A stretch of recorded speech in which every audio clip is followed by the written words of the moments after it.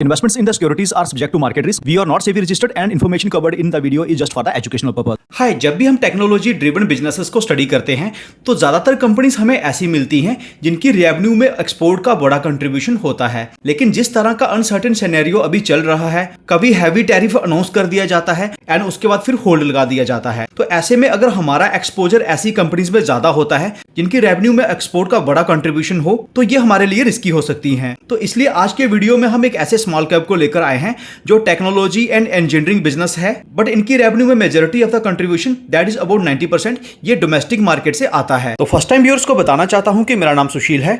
मेरे काम को अप्रिशिएट करने के लिए आप वीडियो को लाइक कर सकते हैं। आप हमें इसलिए भी सब्सक्राइब कर सकते हैं क्योंकि हमारे पास जो भी प्रीमियम एंड एक्सक्लूसिव इंफॉर्मेशन होती है वो हम अपने वीडियोस एंड कम्युनिटी पोस्ट के थ्रू फ्री ऑफ कॉस्ट आपको प्रोवाइड करते हैं। कोई भी पेड सर्विस हम रन नहीं करते हैं। जिन्होंने हमारा लास्ट वाला वीडियो नहीं देखा है जिसमें हमने एक माइक्रो कैप पर डिस्कशन किया है जो कि वाटर रिसाइकलिंग इंडस्ट्री में ऑपरेट करता है, तो लिंक डिस्क्रिप्शन में मिल जाएगा, वो वहां से देख सकते हैं। तो let's start the discussion. Industry analysis की बात करें तो टोटल 3 इंडस्ट्रीज हैं या टोटल 3 ऐसे सेगमेंट्स हैं जिनमें ये बिजनेस ऑपरेट करता है। उसमें सबसे पहला है जियो स्पेशल। तो जियो स्पेशल क्या है, अगर आसान शब्दों में बताऊं तो ये एक कंप्यूटर बेस्ड सिस्टम है जो कि जियोग्राफिकल डाटा को कैप्चर करता है, एनालाइज करता है एंड डिस्प्ले करता है। इससे होता है कि मान लो कि किसी कंपनी को या किसी फर्म को किसी पर्टिकुलर लोकेशन की स्टडी करनी है क्योंकि वहां पर उन्हें कुछ इंफ्रास्ट्रक्चर डेवलप करना है। अगर वो उस लोकेशन पर जाकर वहां के जियोग्राफिकल डाटा को स्टडी करने की कोशिश करते हैं तो वो जनरली आउटर डाटा को ही स्टडी कर पाएंगे। लेकिन जो जियो स्पेशल सेगमेंट में ऑपरेट करने वाली कंपनी है वो उस पर्टिकुलर कंपनी को या उस पर्टिकुलर फर्म को उसके ऑफिस में उस जियोग्राफिकल लोकेशन का विजुअलाइजेशन दे देगी, internal and external data provide कर देगी and over a particular period of time वहां पर इंटरनल एंड एक्सटर्नल क्या चेंजेस हो रही हैं वो सारा डाटा भी प्रोवाइड कर देगी विद विजुअल्स एंड फिगर्स। तो इसका यूज कहां पर होता है, तो इसका सबसे ज्यादा यूज होता है अर्बन प्लानिंग में, स्मार्ट सिटीज के डेवलपमेंट में, वेजिटेशन मैनेजमेंट में, डिजास्टर मैनेजमेंट में, टेलीकॉम इंडस्ट्री में, वाटर एंड एनर्जी जैसे डोमेन्स में। उसके बाद अर्थ एंड ह्यूमन एक्टिविटीज में क्या चेंजेस हो रही हैं on a particular region and over a particular period of time. तो जियो स्पेशल टेक्नोलॉजी से हमें इसका भी पता चल सकता है। जियो स्पेशल में जिन टेक्नोलॉजीज का यूज होता है उसमें फर्स्ट है जियोग्राफिकल इंफॉर्मेशन सिस्टम जिसे जीआईएस कहा जाता है, उसके बाद global positioning system and remote sensing. Then second industry जो है वो है engineering research and development that is ER&D। तो आसान शब्दों में बताऊं तो यहां पर बेसिकली ऐसी सर्विसेज प्रोवाइड की जाती हैं जैसी सर्विसेज टाटा टेक्नोलॉजीज, KPIT जैसे प्लेयर्स प्रोवाइड करते हैं। मीन किसी मैन्युफैक्चरर की डिजाइनिंग एंड डेवलपमेंट फेज में हेल्प करना। उसके बाद थर्ड इंडस्ट्री जो इन्वॉल्व हो रही है वो हो रही है टेक्नोलॉजी प्लस AI। तो इसमें क्या है कि स्मार्ट टेक के साथ AI को इंटीग्रेट किया जाता है एंड ये इंडस्ट्री भी मैसिव ट्रांसफॉर्मेशन से गुजर रही है। टेक सेगमेंट में ग्रोथ तो काफी डिसेंट हो रही है, लेकिन जो AI सेगमेंट है ये 25 से 30% के CAGR से ग्रो कर रहा है। ऐसा नहीं है कि ये AI सर्विसेज प्रोवाइड करेंगे, बल्कि ये जो भी सर्विसेज प्रोवाइड कर रहे हैं उसमें आर्टिफिशियल इंटेलिजेंस का यूज करेंगे। तो ये होगा ओवरऑल इंडस्ट्री का ओवरव्यू। तो आज जिस कंपनी को हम डिस्कस करने वाले हैं उसमें फ्यूचर ग्रोथ के क्या रीजंस हैं उन्हें भी हम डिस्कस करेंगे ही। फ्रेंड्स, वीडियो में आगे बढ़ने से पहले मैं बताना चाहता हूं कि अगर आप ऐसे इन्वेस्टर्स हैं जो small caps and micro caps पर ज्यादा फोकस करते हैं तो आपको जो प्रॉब्लम आपने फेस की होगी वो ये कि in small and micro caps के बारे में ज्यादा इंफॉर्मेशन पब्लिक डोमेन में होती ही नहीं। तो जो प्लेटफॉर्म इसका सोल्यूशन लेकर आया है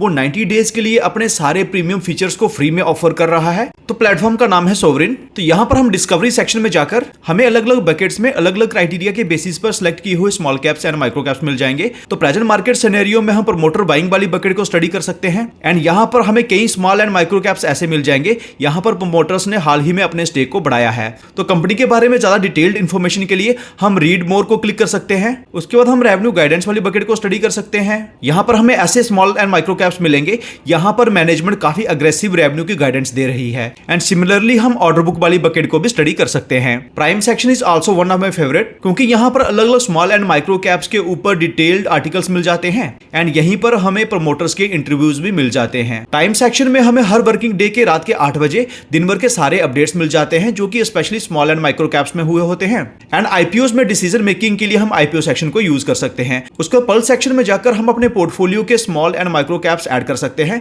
एंड इनके बारे में हमें डेवलपमेंट्स मिलना स्टार्ट हो जाती हैं। अपने नॉलेज को इनहेंस करने के लिए हम knowledge section and learn section को यूज कर सकते हैं एंड ये हमेशा फ्री ऑफ कॉस्ट भी रहते हैं। तो सारे प्रीमियम फीचर्स का एक्सेस 12 मंथ्स के लिए हमें 4500 रुपीज में मिल जाएगा एंड सोवरिन टाइम्स का एक्सेस हमें 12 मंथ्स के लिए 365 रुपीज में मिल जाएगा। लेकिन 90 डेज के लिए जो सारे प्रीमियम फीचर्स हमें फ्री में मिल रहे हैं उन्हें ऑफ कोर्स हमें मिस नहीं करना चाहिए। तो सबसे पहले साइन अप पर जाकर हमें ये डिटेल्स भरनी है एंड उसके बाद कूपन कोड यूज करना है free trial. So don't forget to check the link given in the description. तो let's get back to the discussion. तो कंपनी का नाम है साइंसिस टेक लिमिटेड। तो पहला डिवीजन जो कि जियो स्पेशल है, यहाँ पर इनकी सबसे ज्यादा एक्सपर्टाइज है वो है वाटर मैनेजमेंट सॉल्यूशंस। तो यहाँ पर ये IoT इनेबल्ड सॉल्यूशंस प्रोवाइड करते हैं फॉर स्मार्ट वाटर मैनेजमेंट, जिससे ये वाटर स्टोरेज फैसिलिटीज को सेटअप करने में हेल्प करते हैं सो दैट डिजायर्ड लोकेशंस पर सबको इक्वल वाटर का एक्सेस हो। एंड इसके साथ डिप्लीटिंग वाटर सोर्सेस को आइडेंटिफाई करते हैं, लीक डिटेक्शन में हेल्प करते हैं एंड फ्रॉड डिटेक्शन में भी हेल्प करते हैं। एंड यही वो सेगमेंट है यहाँ से प्रेजेंटली इनकी सबसे ज्यादा रेवेन्यू आ रही है। तो जियो स्पेशल सेगमेंट में जिन बाकी इंडस्ट्रीज को ये कैटर करते हैं उसमें एनर्जी है, आर्किटेक्ट इंजीनियरिंग एंड कंस्ट्रक्शन है, ऑयल एंड गैस है, ट्रांसपोर्टेशन है एंड टेलीकॉम है। तो उसके बाद नेक्स्ट डिवीजन जो कि मोबिलिटी सेगमेंट है, इस सेगमेंट में कंपनी की एंट्री नहीं ही है एंड यहाँ पर ये style and sketch, concept, feasibility and design and validation में हेल्प करते हैं। हर फील्ड में ये किस तरह की सर्विसेज प्रोवाइड करते हैं वो आप वीडियो को पॉज करके स्टडी कर सकते हैं। तो अब हमें तीन चीजें स्टडी करनी है। एक तो कंपनी ने पास्ट में कैसी परफॉर्मेंस दिखाई है, उससे इंपॉर्टेंट कंपनी फ्यूचर में क्यों ग्रो कर सकती है एंड उससे भी इंपॉर्टेंट इस कंपनी से जुड़े की रिस्क क्या है। तो शुरुआत करते हैं पास्ट परफॉर्मेंस से। 26 इयर्स का प्रूवन ट्रैक रिकॉर्ड होने के साथ साथ कंपनी 200 प्लस कस्टमर्स को सर्व कर चुकी है एंड इसमें अच्छी बात यह है कि 50% ऑफ जो बिजनेस है ये रिपीट कस्टमर से आते हैं। 88,000 माइल्स इलेक्ट्रिकल नेटवर्क को प्रोसेस कर चुके हैं एंड एनालाइज कर चुके हैं। 31,000 माइल का वाटर नेटवर्क को डिजाइन एंड इंप्लीमेंट कर चुके हैं and 650,000 miles high resolution image data है फॉर बिजनेस इंटेलिजेंस। कंपनी का majority of the business India में ही है, इसके अलावा यूके, जर्मनी एंड यूएसए में भी कुछ बिजनेस है। टेक्नोलॉजी सॉल्यूशंस में कंपनी 100% रेवेन्यू डोमेस्टिक मार्केट से जनरेट करती है and Jio special and engineering services में 84% ऑफ रेवेन्यू डोमेस्टिक मार्केट से आती है and 16% of revenue international market से आती है। कंपनी की रेवेन्यू में कौन सा सेगमेंट कितना कंट्रीब्यूशन रखता है, तो उसमें वाटर सेगमेंट का कंट्रीब्यूशन सबसे ज्यादा है एंड वो है 50.9%। उसके बाद इंजीनियरिंग सर्विसेज का 23.7% है, एंटरप्राइज को 12.2% है, जियो स्पेशल का 11.3% है। लेकिन जो ट्रांसपोर्ट सेगमेंट है, टेलीकॉम सेगमेंट है एंड एनर्जी सेगमेंट है, इनका कंट्रीब्यूशन अभी नेग्लिजिबल है। कंपनी के मार्क्यू क्लाइंट्स की लिस्ट आपकी स्क्रीन पर है। रेवेन्यू में डिसेंट ग्रोथ के साथ साथ कंपनी की प्रॉफिटेबिलिटी भी काफी बेटर हुई है, क्योंकि इबिटा मार्जिन्स जो कि 2022 में 10.89% हुआ करते थे वो अब 18.61% तक पहुंच चुके हैं। प्रॉफिट आफ्टर टैक्स मार्जिन्स में भी काफी अच्छा इंप्रूवमेंट देखने को मिला है। कंपनी की नेट वर्थ में भी काफी अच्छी ग्रोथ हुई है एंड सबसे अच्छी चीज कंपनी की date handling capacity.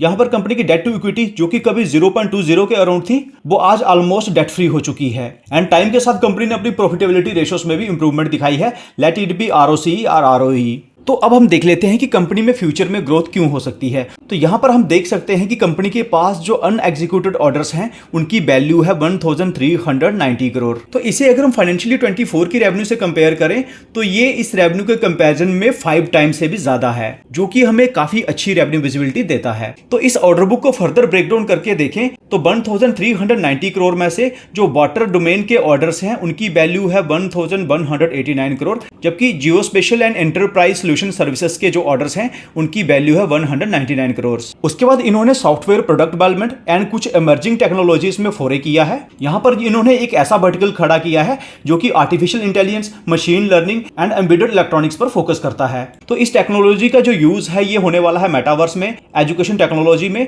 Gaming and mobility में। तो कंपनी का ये बिजनेस अभी काफी नेसेंट स्टेज पर है। अगर इसे अच्छे से ग्रो कर पाती है तो ये कंपनी के लिए एक नया रेवेन्यू स्ट्रीम बन सकता है। सितंबर 2024 में इन्होंने 235 करोड़ की फंड रेजिंग की थी, जिससे ये ऑर्गेनिक एंड इनऑर्गेनिक एक्सपेंशन पर फोकस करेंगे। तो इनऑर्गेनिक एक्सपेंशन की बात करें जो कि एक्विजिशंस के थ्रू कर रहे हैं, तो यहां पर ये 4 अपॉर्चुनिटीज के ऊपर काम कर रहे हैं, जिसमें से 2 जो हैं ये फाइनल स्टेज पर हैं। जल्द ही इसके बारे में हमें अपडेट भी मिल सकता है। During the financial 24 and 9 months of financial 25 इन्होंने 384 नए एम्प्लॉइज को भी रिक्रूट किया है। उसके बाद मोबिलिटी सेगमेंट के लिए जो इन्होंने एलिग्रो टेक्नोलॉजीज का एक्विजिशन किया था उसका भी मर्जर किया जा रहा है, so the legal and regulatory framework को कम किया जा सके, कॉस्ट सेविंग हो एंड चीजें बेटर मैनेज हो। उसके बाद बजट 2025-26 में कुछ ऐसी अनाउंसमेंट्स हुई हैं जो इस कंपनी के लिए काफी बेनिफिशियल हैं, जैसे कि जल जीवन मिशन को 2028 के लिए एक्सटेंड कर देना सो दैट 100% कवरेज को अचीव किया जा सके एंड यहां पर कंपनी एक बड़ा रोल प्ले कर सकती है। उसका नेक्स्ट है start of national Jio special mission using PM गति शक्ति, जिससे लैंड रिकॉर्ड्स को मॉडर्नाइज किया जाएगा and better urban planning and design of infrastructure को अचीव किया जाएगा। एंड इन सारे एरियाज में कंपनी की अच्छी एक्सपर्टाइज है। जुलाई 24 के बजट में जो डेवलपमेंट्स हुई थी जिसकी ये कंपनी अच्छी बेनिफिशियरी हो सकती है, उसमें था अर्बन सेक्टर रिफॉर्म्स को इंसेंटिवाइज करना related to governance, municipal services, urban land and planning. उसके बाद मैनेजमेंट यहाँ पर एक और कोशिश कर रही है, वो ये कि जियो स्पेशल इंजीनियरिंग जो इनकी रेवेन्यू में एक बड़ा कंट्रीब्यूशन रखता है, यहां से कंसंट्रेशन रिस्क को कम करने के लिए ये कुछ और सेगमेंट पर अपना फोकस बढ़ाने वाले हैं। जिससे होगा क्या कि जो जियो स्पेशल इंजीनियरिंग है इससे रेवेन्यू धीरे धीरे कम होगी एंड बाकी सेगमेंट से रेवेन्यू बढ़ना स्टार्ट हो जाएगी। एंड ये प्रोसेस ऑलरेडी कंपनी ने स्टार्ट कर भी दिया है। इससे सिर्फ कंसंट्रेशन रिस्क ही कम नहीं होगा बल्कि कंपनी की प्रॉफिटेबिलिटी और भी बेटर होगी एंड एक सस्टेनेबल ग्रोथ मिलेगी। तो जिस सेगमेंट के साथ इसको बैलेंस किया जा सकता है वो है टेक्नोलॉजी सॉल्यूशंस। एक और क्वेश्चन जिसका आंसर हर कोई हर बिजनेस के अंदर फाइंड आउट करने की कोशिश कर रहा है वो ये कि किसी पर्टिकुलर कंपनी के ऊपर टैरिफ का रिस्क कैसा रहने वाला है। तो यहां पर मैनेजमेंट ने टैरिफ के ऊपर बताया है कि इनके ऊपर प्रेजेंटली ऐसा कोई भी रिस्क नहीं है, क्योंकि इंटरनेशनल मार्केट में इनकी जो भी प्रेजेंस है वो है US, UK and Germany. And risk इसलिए नहीं है क्योंकि वहां पर ये जो भी प्रोजेक्ट डिलीवर करते हैं वो वहीं से डिलीवर करते हैं। तो इंडिया से किसी भी तरह का प्रोडक्ट वहां पर एक्सपोर्ट नहीं होता है, जिसके चलते कोई भी टैरिफ का रिस्क नहीं है। एंड मैनेजमेंट इसलिए यहां पर बताती भी है कि इसलिए वो इस तरह का कोई इंपैक्ट नहीं देख रहे हैं। उसके बाद शेयर होल्डिंग पैटर्न जिसके ऊपर बात करना हमने अभी तक मिस कर दिया था, उसमें यही है कि जो स्ट्रॉन्ग हैंड्स हैं उसमें प्रमोटर्स ने अपनी होल्डिंग कांस्टेंट रखी है, एफआईएस ने अपनी होल्डिंग को माइनर सा बढ़ाया है एंड डीआईज ने भी अपनी होल्डिंग को माइनर सा बढ़ाया है। तो ये किसी भी कंपनी के लिए अच्छा साइन होता है अगर स्ट्रॉन्ग हैंड्स अपनी होल्डिंग को बढ़ाते हैं। उसका नेक्स्ट इंपॉर्टेंट एस्पेक्ट आता है वैल्यूएशन। तो वैल्यूएशन अगर आज हम देखें तो ये ऑफकोर्स हायर साइड पर है क्योंकि इंडस्ट्री का प्राइस टू अर्निंग है 31.6।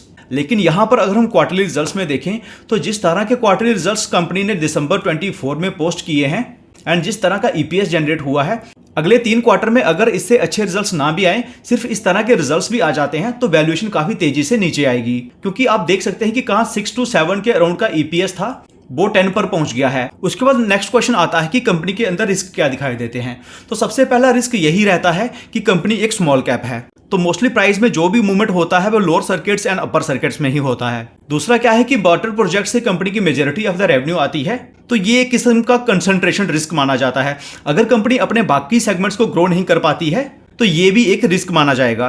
तो वीडियो इन्फॉर्मेटिव लगा है, do hit the like button. इस तरह के इन्फॉर्मेटिव वीडियोस के लिए आप हमें सब्सक्राइब भी कर सकते हैं। तो मिलते हैं आपसे अगले वीडियो में, टेक केयर।